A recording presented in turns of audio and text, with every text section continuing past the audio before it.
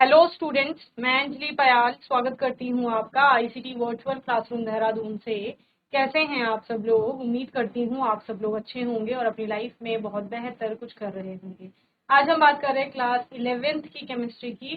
Chapter चल रहा है classification of elements and periodicity in properties. तत्वों का वर्गीकरण और आवर्तों में और गुणों में आवर्तता जो आपका चैप्टर है उसमें डोबे-राइनर-स्ट्राइट की बात की थी, न्यूलैंड ऑक्टेव प्रिंसिपल की बात की थी और इसके अलावा मेंडलीव पीरियोडिक टेबल हमने यहाँ पे देखी थी और हम आए थे मॉडर्न पीरियोडिक टेबल पर। आधुनिक आवर्त सारणी जिसे कहा जाता है, जिसमें तत्वों को उनके परमाणु क्रमांक के बढ़ते हुए क्रम में लगाया गया है और ये हेनरी मोजले के द्वारा दिया गया था, जिसमें कहा गया था physical and chemical properties of the elements are the periodic function of their atomic number. जो तत्व होते हैं उनके फिजिकल और केमिकल जो प्रॉपर्टीज होती हैं, यानी भौतिक और रासायनिक गुण जो होते हैं, वो उनके परमाणु क्रमांक के आवर्ती फलन होते हैं। और ये उन्होंने एक एक्सपेरिमेंट किया था और उसके बाद उन्होंने ये अपना स्टेटमेंट दिया था, ठीक है, जिसमें उन्होंने इस तरह से आपके तत्वों को अरेंज किया था, बोलेंगे, या क्लासिफाई किया था। और 7 उन्होंने आवर्त बताए थे और 18 इसमें वर्ग दिए थे। 2 अलग से श्रेणी बताई गई थी, जो कि लेंथेनाइड और एक्टिनाइड सीरीज आपकी थी। कलर्स के अकॉर्डिंग मैंने कल आपको बता दिया था कि कौन सी कलर किस प्रकार के एलिमेंट्स को आपका डिटरमिन कर रहा है या आपका निर्धारित या बता रहा है बेसिकली, ठीक है ना। इंगित आप बोल सकते हैं, सूचित कर रहा है। The atomic mass of an element is due to the mass of proton and neutron present in the nucleus of its atom। ये आप जानते ही हैं कि जब हम किसी एलिमेंट की बात करते हैं और उसके मास की बात करते हैं कि उसका एटॉमिक मास क्या है, तो उसमें जितने प्रोटॉन और न्यूट्रॉन का सम होगा वही present in the nucleus of its atom. समझे क्या? नहीं समझे?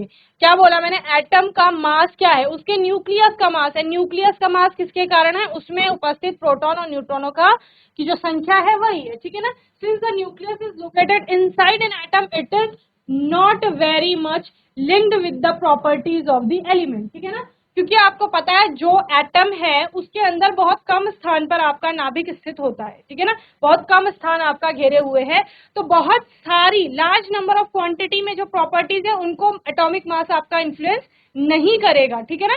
इसीलिए जो पहले एटॉमिक मास को लेकर के चल रहे थे उनके सबके आपके जो बोलेंगे कि जो उन्होंने क्लासिफिकेशन दी थी वो सारी फेल हो गई, ठीक है ना। तो मोस्टली ने एटॉमिक नंबर को चुना, particularly the chemical properties. These are related to the number of electrons and also the distribution of the electrons in the different energy shells। उन्होंने क्या बोला? केमिकल प्रॉपर्टीज या फिजिकल प्रॉपर्टीज जो influence हो रही है उनको परमाणु क्रमांक के आधार पर होना चाहिए, और वो होती हैं परमाणु क्रमांक, यानी बेसिकली इलेक्ट्रॉनों की संख्या की बात वहां पर की जा रही थी। तो इसका मतलब क्या है? इसका अर्थ है कि जो केमिकल या फिजिकल प्रॉपर्टीज है किसी एलिमेंट की, वो किसके कारण है?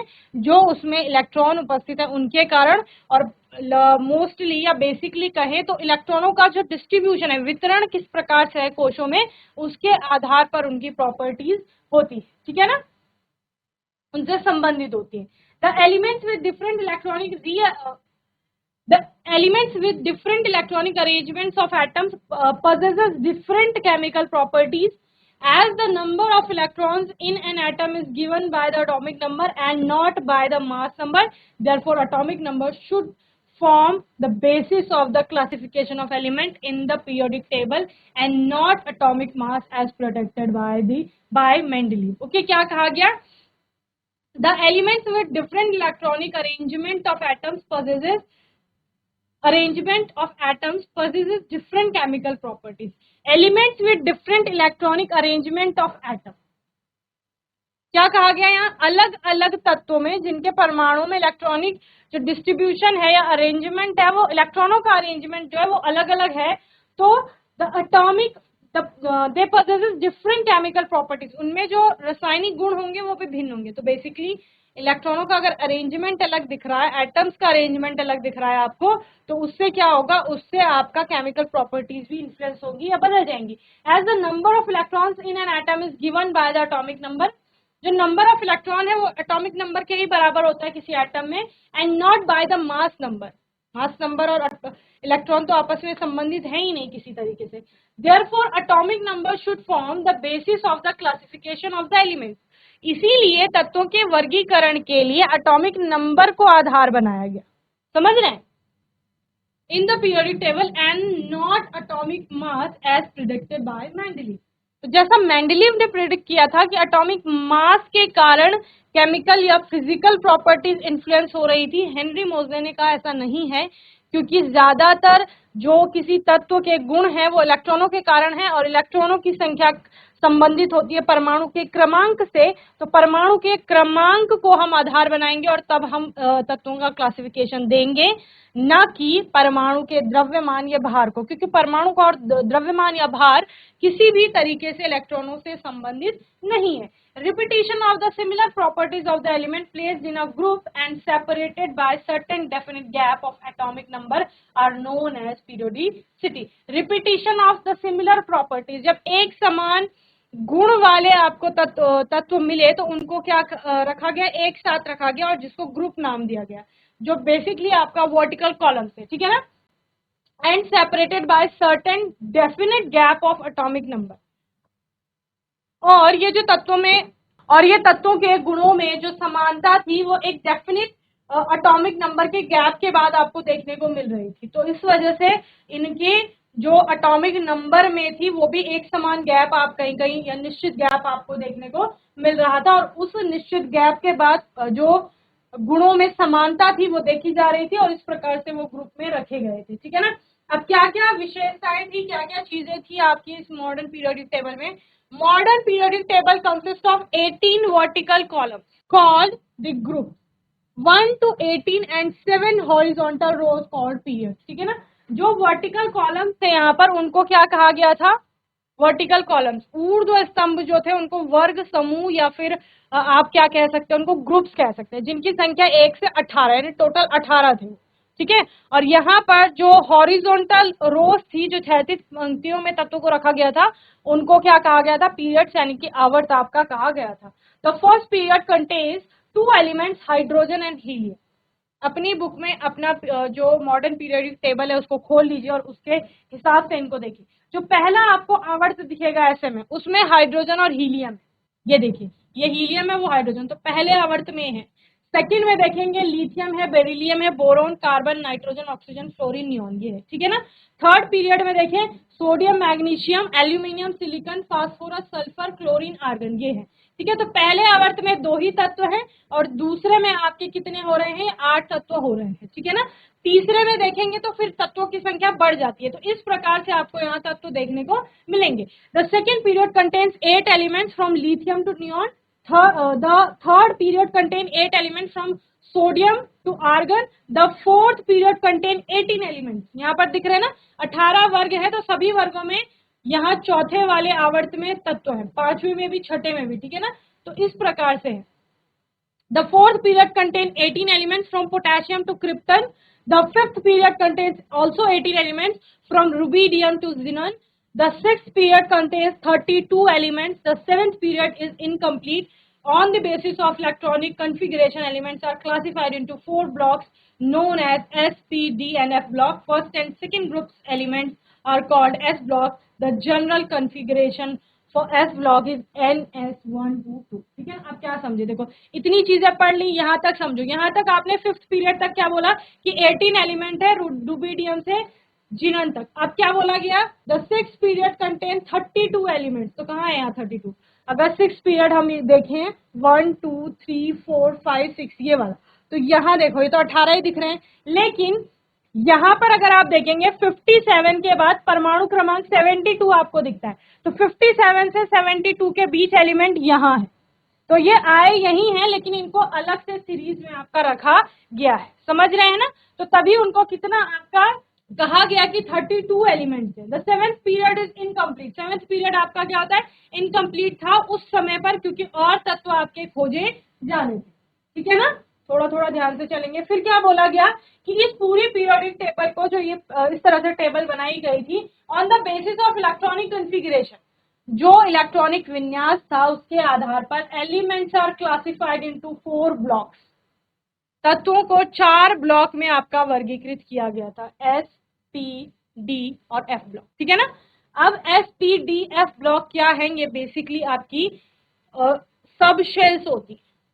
क्या होती है? सब शेल्स। अभी तक आपने शेल्स पढ़े थे, KLMN ना, उसके अंदर क्या आती हैं? सब शेल्स आती है, यानी कोश के अंदर उपकोश आएगा। तो किसी भी तत्व का जो आखिरी इलेक्ट्रॉन है वो जिस सब शेल में जा रहा होगा या जिस सब शेल की ऑर्बिट में जा रहा होगा उसी को आपका क्या कहा जाएगा वहां पर, कि वो ये ब्लॉक का एलिमेंट। अगर आखिरी इलेक्ट्रॉन एस सब शेल में जा रहा है तो एस ब्लॉक का एलिमेंट हो गया। अगर वो पी में जा रहा है तो फिर वो क्या हो गया? पी ब्लॉक का एलिमेंट हो गया। अगर वो डी में जा रहा है तो डी ब्लॉक एलिमेंट हो गया। यदि वो एफ में जा रहा है तो वो एफ ब्लॉक एलिमेंट आपका हो जाएगा। First and second group elements are called S block elements. The general electronic configuration for them NS122। S में आपके मैक्सिमम 2 इलेक्ट्रॉन आ सकते हैं, तो आपको क्योंकि एक ही वहां पर ऑर्बिट बनती है उसमें 2 इलेक्ट्रॉन आएंगे, तो फिर एन क्या बताता है आपको? नंबर ऑफ शेल कौन सी है? NS122, यानी या तो 1 होगा या 2 होगा, ठीक है ना। इस प्रकार का कॉन्फ़िगरेशन आपको देखने को मिले, ठीक है। तो ये देखिए, ये इस प्रकार से कुछ आपका पीरियोडिक टेबल बताई गई है और उसमें ग्रुप्स के क्या कैरेक्टरिस्टिक्स हैं वो यहाँ पर बताए गए हैं, तो इनको आप लोग नोट कर लेंगे। पहले इन कैरेक्टरिस्टिक्स को नोट कर लीजिए।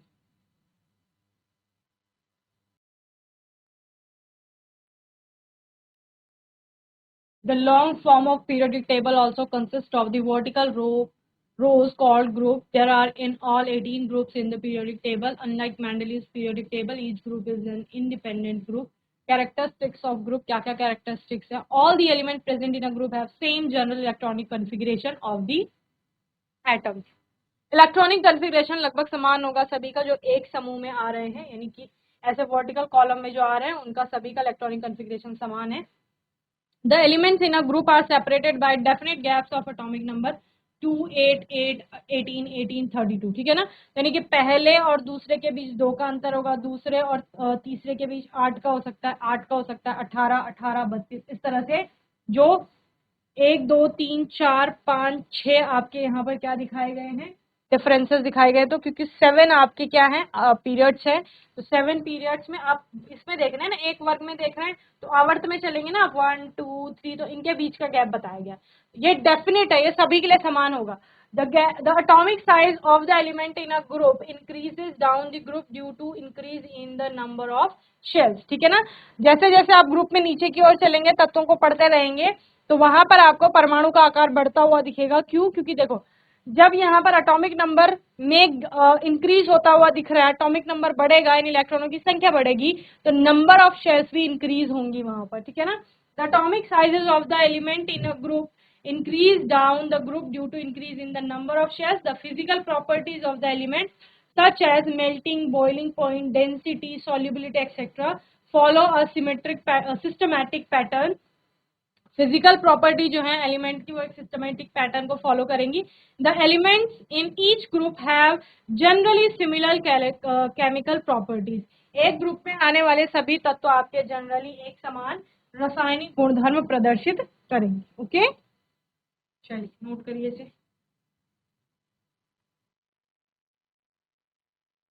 चलिए पीरियड्स को देखेंगे तो ये हॉरिजॉन्टल रोज है, जैसे मैंने आपको पहले बताया, in periodic table are given as period. There are in all 7 periods, ये भी आपको पता ही है।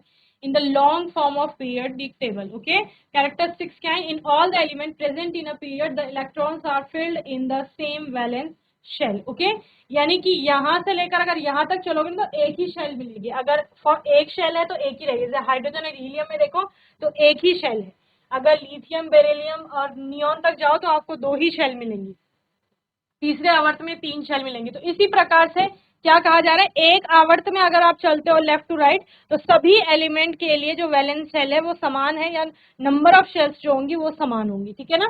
The atomic size this generally decrease from left to right, ठीक है ना। इसको अभी आप थोड़ा डीप में समझेंगे कि क्यों अगर आप यहाँ से यहाँ जा रहे हो तो आपका एटॉमिक साइज डिक्रीज कर रहा है, क्योंकि आप बोल रहे हो नंबर ऑफ वैलेंस शेल या शेल्स, तो नंबर ऑफ शेल तो आपका समान ही है, ठीक है ना।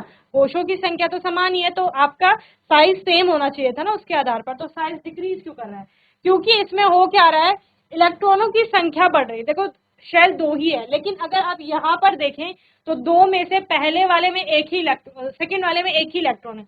यहाँ जाते जाते आप बोलते हैं सेकंड वाले, इस सोडियम की बात कर रही हूँ, सोडियम में आपका अगर 3 शेल्स है, वहां पर 3 शेल्स मिलती हैं आपको सोडियम में, यहाँ लिथियम में 2 होती है, सोडियम में आपको 3 शेल्स मिलती है और तीसरी शेल में 1 इलेक्ट्रॉन होता है, ठीक है ना। अगर यहाँ आर्गन तक आप जाते हो तो तीसरी शेल में आपको 8 इलेक्ट्रॉन वहां पर मिलेंगे, समझ रहे हो। अब 8 इलेक्ट्रॉन और 1 इलेक्ट्रॉन में कितना डिफरेंस आ रहा है आपका, यानी कि बेसिकली नंबर ऑफ प्रोटॉन्स की संख्या बढ़ रही है नाभिक में, है ना। परमाणु का क्रमांक बढ़ रहा है तो प्रोटॉनों की संख्या नाभिक में बढ़ रही है। जब प्रोटॉनों की संख्या बढ़ेगी तो वो क्या लगाते हैं, नाभिकीय आवेश लगाते हैं, जिससे कि वो इलेक्ट्रॉनों को अपनी ओर खींचेंगे। जब वो इलेक्ट्रॉनों को अपनी ओर खींचेंगे तो परमाणु का आकार छोटा हो जाएगा, समझ रहे हो। तो इसकी तुलना में, सोडियम की तुलना में आर्गन का आकार कैसा हो जाएगा, छोटा हो जाएगा। इसीलिए क्या कहा गया है, लेफ्ट टू राइट हम जब चलेंगे तो परमाणु का आकार छोटा होता जाएगा, भले कोषों की संख्या वहां पर समान, ठीक है। मूव करिए, चलिए आने वाले सेशन में हम ब्लॉक्स के बारे में पढ़ेंगे, S block, P block, D, F block, ठीक है। एक बार होमवर्क में आप लोग देख के आएंगे, कोई डाउट होगा, क्वेश्चन होगा, आने वाले सेशन में आप लोग पूछ लेंगे। और तब तक के लिए आईसीटी वर्चुअल क्लासरूम से जुड़ने के लिए धन्यवाद।